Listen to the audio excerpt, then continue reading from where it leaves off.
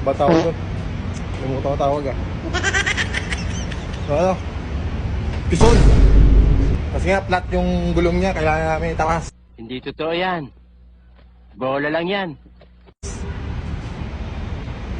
Dito dumadaan ako sa mga sulok-sulok. Ayan, dito ako no.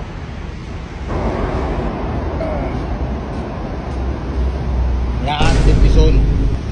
So, yun yung ayusin namin, boss. Yan, flat, diba?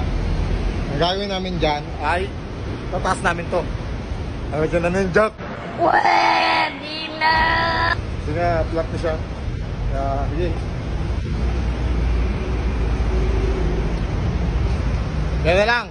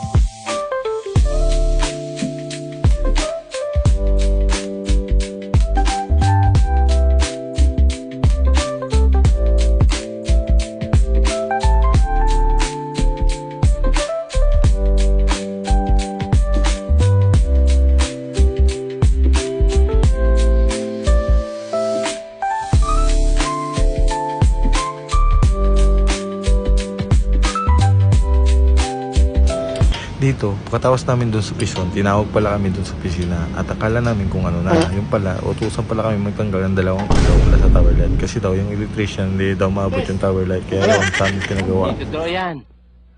Bola lang yan.